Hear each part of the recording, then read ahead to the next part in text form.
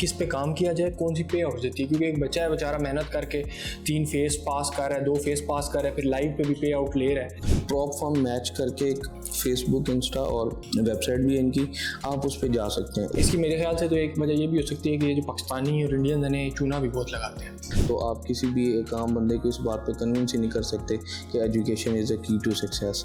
So guys, welcome back to this wonderful video of funded accounts. आज थोड़ा सा आपको स्टूडियो वाला माहौल नज़र आ रहा होगा, तो स्पेशली आप लोगों के लिए इसको डिज़ाइन किया गया कि आपको बताया जाए कि पाकिस्तान के अंदर रहते हुए, इंडिया के अंदर रहते हुए, बांग्लादेश के अंदर रहते हुए फंडेड अकाउंट्स पे अगर आप काम करना चाह रहे हैं तो वो कैसे आपके लिए बेहतर है। लाइव अकाउंट बेहतर है एक बिगिनर के लिए जिसको भी 4 महीने 6 महीने ट्रेडिंग में हुए हैं और वो ट्रेडिंग करना चाहता है, ट्रेडिंग से बड़ा पैसा निकालना चाहता है, तो क्या फंडेड अकाउंट्स की तरफ जाया जाए या लाइव अकाउंट्स की तरफ जाया जाए और वहां से पैसा निकाला जाए। तो डिटेल वीडियो होगी, वीडियो को कंप्लीट देखना है ताकि आपके सारे डाउट्स क्लियर हो जाएं। कौन सी फंडेड कंपनीज बेस्ट हैं, किस प्रो फंड पे आपको पे आउट्स मिलते हैं, किस पे नहीं मिलते, कौन सी स्कैम करती हैं और किस किस तरह से मासूम ट्रेडर्स को स्कैम किया जाता है। तो इस वीडियो को, इस पॉडकास्ट को देखने के बाद सारी चीज़ें आपको क्लियर हो जाएंगी। तो first of all welcome sir Usama, हमारे रिस्पेक्टेड टीम मेंबर हैं और अगर मैं ये कहूँ कि फंडेड अकाउंट्स में मेरे से ज़्यादा एक्सपीरियंस इनका है तो बात गलत नहीं होगी। तो first of all welcome Usama भाई। Thank you sir. अब मेरी तो बहुत सारी वीडियोज़ होती हैं फंडेड अकाउंट्स के ऊपर, थोड़ा सा ऑडियंस को बता दें कि फंडेड अकाउंट होता क्या है और कैसे ये काम करता है। एक्चुअली सर फंडेड अकाउंट कुछ इंटरनेशनल और नेशनल प्लेटफॉर्म्स होती हैं जो न्यू ट्रेडर्स को, ओल्ड ट्रेडर्स को, those who can not afford the real money, उनको जो है वो फंड्स प्रोवाइड करती हैं। ये मिनिमम $5,000 से स्टार्ट होता है, एक स्टैंडर्ड जो एक साइज़ होता है, तो $2 लाख तक जाता है अच्छी प्लेटफॉर्म्स का। ठीक है, तो उसके अलावा कुछ चंद एक बेसिक उनके रूल्स होते हैं जिन्हें फॉलो करके आपने इनका जो है वो टेस्ट पहले उनको फेज़ 1 और फेज़ 2 की फॉर्म में पास करके देना होता है। Then they give you the real money to trade with and you can trade on those live accounts. और इसका सबसे बड़ा बेनिफिट ये होता है कि आपको एक छोटी सी फीस दे के एक बड़ा कैपिटल मिल जाता है।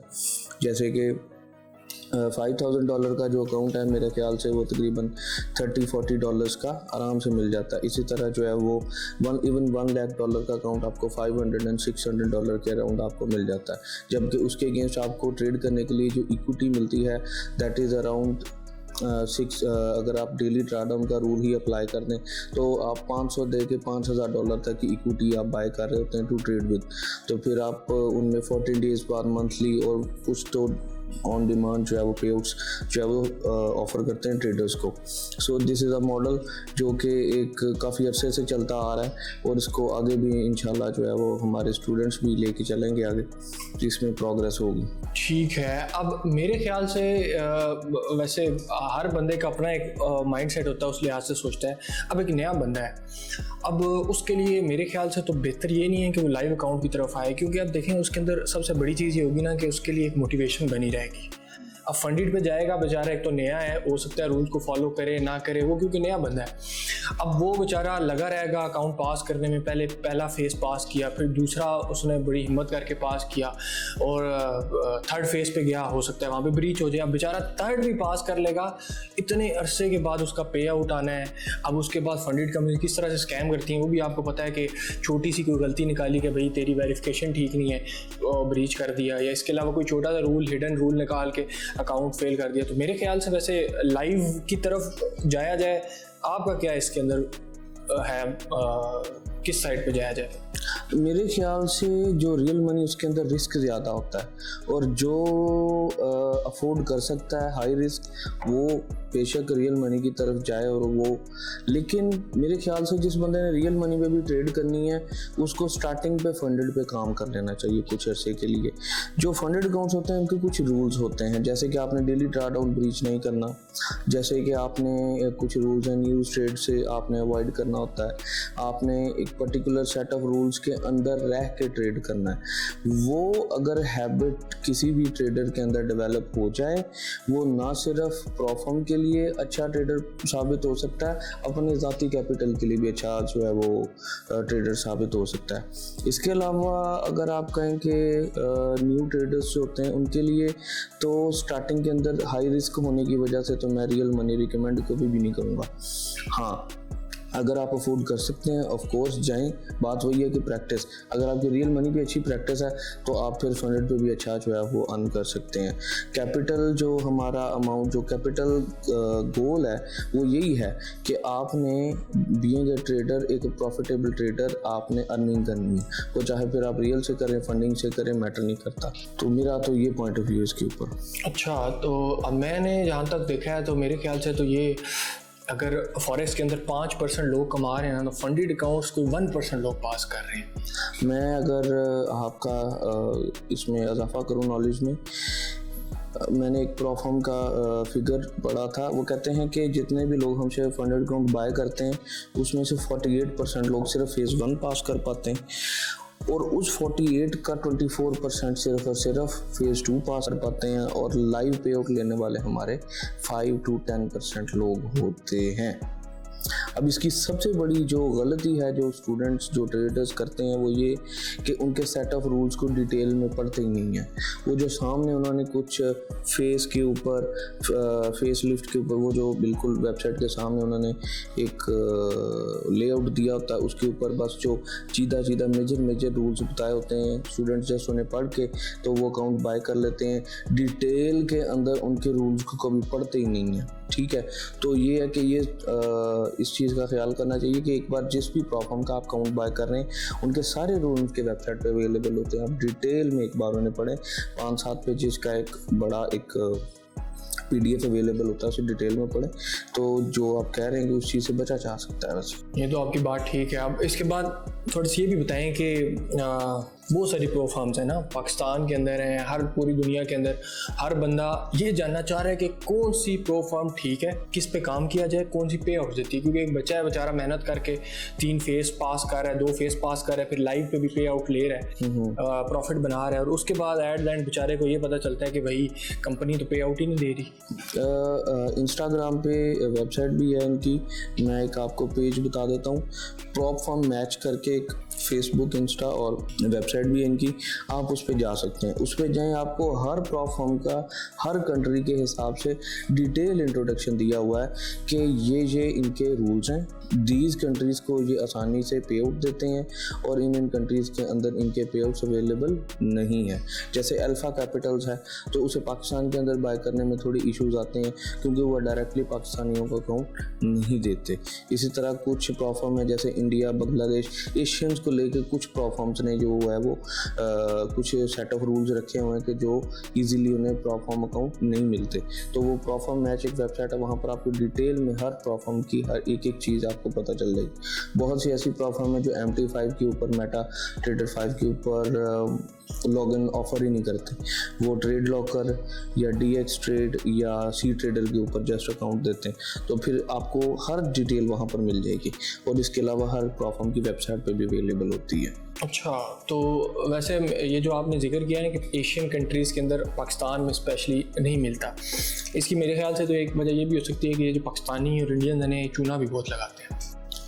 सर चूना एक्चुअली सर अनफॉर्चुनेटली हमारे एरिया के अंदर, पूरे सब कॉन्टिनेंट में, बांग्लादेश, पाकिस्तान, इंडिया, इन्होंने 47 के बाद जो अपनी इकोनॉमिक ग्रोथ है उसको बहुत जो है वो डिफ़िकल्ट एरिया में देखा है। ठीक है, इस वजह से हर बंदे को एक चीज़ सिखा दी गई कि पैसा कमाओ, किसी ने ये साथ में नहीं बताया सही तरीके से कमाओ। और वो रॉबर्ट मुगाबे ने एक बात कही थी ना कि जब आप एजुकेटेड लोगों को नौकरियां करते धक्के खाते और अनएजुकेटेड और क्रिमिनल लोगों को ढेर सारा पैसा कमाते देखोगे तो आप किसी भी एक आम बंदे को इस बात पे कन्विंस ही नहीं कर सकते कि education is a key to success. सो आप हमें बीइंग अच्छा माशरा भी हमें एक जो है वो तरबियत हमारे स्टूडेंट्स की, बच्चों की अच्छे तरीके से करनी चाहिए, ताकि वो जो उन प्रोफॉर्म्स के साथ फ्रॉड करते हैं ना, मतलब 2 अकाउंट ले लिए, न्यूज़ पे एक पे बाय लगा दिया, एक पे सेल लगा दिया, उन्होंने अपनी वेबसाइट पे क्लियरली मेंशन किया हुआ है कि आप हैज कर ही नहीं सकते, सेम जीमेल से लेके आप 2 अकाउंट्स एक पे बाय सेल कर ही नहीं सकते, आपके दोनों अकाउंट्स ब्रीच हो जाएंगे। इस वजह से वो जो है वो हमारे इंडिया, पाकिस्तान और बांग्लादेश इन एरियाज़ के लोगों को वो टारगेट करते हैं कि बहुत कम ऑप्शंस अवेलेबल होते हैं। आप अमेरिका, इंग्लैंड दुबई इवन आप चले जाएं, आपको हर प्लेटफॉर्म की एक्सेस अवेलेबल होगी। ठीक है। वैसे इसमें ना एक और भी चीज़ है कि फंडेड कंपनीज को थोड़ा सा चूना लगाना मुश्किल होता है एज कम्पेयर टू ब्रोकर। वो कैसे कि अब मेरा एक जानने वाला भी था, वो भी बेसिकली चूना नहीं, इसको हम कह सकते हैं, इसको हम ये कह सकते हैं कि आपका अपना दिमाग है, आप उसको किस तरीके से जुगाड़ कह लें, जुगाड़ कह, इज्जत वाला। ब्रोकर किस तरह से हमारे साथ स्कैम भी करते हैं, कितने हमारे से पैसा निकालते हैं, सारी चीज़ें, तो फिर हमारा भी थोड़ा बहुत हक बनता है लोगों का। अब वो डिफरेंट तरीकों से ब्रोकर्स को दिखता था कैसे ब्रोकर्स को लूटा जाए। उसके अंदर न्यूज़ ट्रेडिंग हो गई, ठीक है, न्यूज़ के ऊपर अलग अलग तरीकों से कि न्यूज़ पे कैसे हमने बायस एक अकाउंट पे बाय एक अकाउंट पे सेल करके कैसे पैसा निकालना, और निकालता भी था। और एट द एंड क्या होता था, जब ब्रोकर को पता चलता था पाकिस्तान को ग्रे लिस्ट, पाकिस्तान को ब्लैक लिस्ट, या पाकिस्तान से कोई अकाउंट ही नहीं बना सकता, एक बंदे की वजह से पूरे पाकिस्तान के जो अकाउंट थे ना वो फ्रीज हो रहे थे। तो हमारे लोग कुछ ऐसे भी हैं कि पैसा निकालते हैं इस तरीके से भी। अच्छा सर, ये हमारे वो एरिया के लोग हैं तो इंटेलिजेंट, लेकिन उस इंटेलिजेंस को पॉजिटिवली इस्तेमाल करते, अनफॉर्चुनेटली इन्हें नेगेटिव चीज़ों में इस्तेमाल किया जाता है। तो जुगाड़ तो अच्छे निकाल लेते हैं, लेकिन सर बात वही है ना कि हमें एक थ्रू प्रॉपर साइकिल काम करने की जो है वो आदत अपने अंदर हम सभी को डेवलप करनी होगी, जिससे ये है कि कोई भी फील्ड हो, सिर्फ ट्रेडिंग नहीं, आप किसी भी बिजनेस में जाएंगे तो आपको थ्रू प्रॉपर साइकिल गुजरना ही पड़ेगा to get the ultimate success. Unfortunately Pakistan, हमारे सब कॉन्टिनेंट के अंदर, स्पेशली पाकिस्तान में कुछ लोग मौसमी जो है वो मेंढक बन के आ जाते हैं, और वो मुझे नहीं समझ आती कि एक शॉर्ट टर्म के अंदर कैसे वो एक प्रॉफिटेबल ट्रेडर बन के और वो अपने वो फेक सी लाइव शो करवाते हैं। ये वो हमारे यूथ को ख़राब करती है, ये चीज़ मिसलीड करना, ये गलत बात है, इनसे एहतियात करनी चाहिए। वो तो बेसिकली आप का मतलब कहने का मतलब है सीधा कॉटेक्स के अंदर भी बेसिकली बहुत सारे बाइनरी के अंदर मौसमी कीड़े आप कह लें या इन्फ्लुएंसर्स कह लें, जो कि बस ये देख रहे होते हैं कि कौन सी फील्ड पाकिस्तान के अंदर इन हो, फौरन से उसके अंदर घुसो, लोगों को चूना लगाओ, और चूना लगाने के बाद साइड पे हो जाओ। और चूना लगाना कैसे है, लग्जरी लाइफस्टाइल दिखा के। अब जैसे आपको पता है बाइनरी, क्या हर बंदे को पता है कि यार इसमें प्रॉफिट नहीं बनता, फिर भी पाकिस्तानी सारे आप देखें 80% 90% जो लोग ट्रेडिंग कर रहे हैं बाइनरी में घुसे हैं। तो मैं सर जब कोयटा में था, मुझे वहाँ पर ना एक ऑफ़र ये आई थी कि आप लोग ना इसे प्रमोट करें, तो उनकी वेबसाइट के ऊपर ये चीज़ मेंशन है, ये कूटेक्स और ये जितने भी उनकी वेबसाइट के ऊपर ये चीज़ मेंशन थी कि आप IB कमीशंस, अब फॉरेक्स में भी IB कमीशंस होते हैं, ठीक है, लेकिन वहाँ पर जो IB कमीशंस, मैं तो कैलकुलेशन ही पढ़ के हैरान रह गया कि कस्टमर या किसी लॉस करने वाले का 80% का पोर्शन उस बंदे की पॉकेट में जाएगा जिसके लिंक से वो अकाउंट बना होगा। सो ये चीज़ मेरे लिए बड़ी शॉकिंग थी कि मतलब हम किसी के नुकसान के अंदर फ़ायदा ढूंढ रहे हैं, ये थोड़ा गलत बात है, इस चीज़ का ख्याल करना चाहिए। हर बंदे की हार्ड अर्न्ड मनी होती है, तो उसका जो है वो हमें ज़्यादा से ज़्यादा उसका पॉजिटिव रिस्पांस देना चाहिए। हमें कम से कम एटलीस्ट हर बंदे को सही बात बता ज़रूर देनी चाहिए, ताकि आपकी अर्निंग के ऊपर किसी किस्म का कोई क्वेश्चन मार्क ना आए। क्वेश्चन मार्क ऐसा ही है। अब मुझे थोड़ा सा ये बताएं कि पहला पे आउट कब लिया था आपने, किस सन में लिया था? मैंने पहला पे आउट लिया था 2022 में। और क्या किया था और कितना लिया था वो भी थोड़ा सा बता दें। वो छोटा सा एक अकाउंट था $10,000 का, उसका मेरा तकरीबन 347 समथिंग डॉलर का फर्स्ट पे आउट आया था। तो उससे पहले मैं नुकसान इतने कर चुका था कि जो आया वो मैंने लोगों को जो है वो रिकवर करने में वापस दे दिया, ठीक है। तो लेकिन ये है कि उसे एक चीज़ समझ आ गई थी, तो फिर अल्लाह ताला ने आहिस्ता आहिस्ता इसमें ना बरकत डालनी शुरू कर दी, ठीक है। मैं ये नहीं कहता कि बिलियन और ट्रिलियंस ऑफ डॉलर्स, बट अल्हम्दुलिल्लाह काम को समझने में मुझे प्रोफॉर्म के प्रोसेस ने बहुत हेल्प आउट किया, और इनके पे आउट्स ने अल्हम्दुलिल्लाह सेल्फ डिपेंडेंट, अब पेरेंट्स के ऊपर डिपेंड होने से बचा लिया, और फिर आगे अल्हम्दुलिल्लाह सिस्टम चलता ही रहा, फिर आपके साथ आगे जुड़ गए, तो फिर ये वो क्या कहते हैं कि कारवां मिलता गया और सिलसिला चलता गया।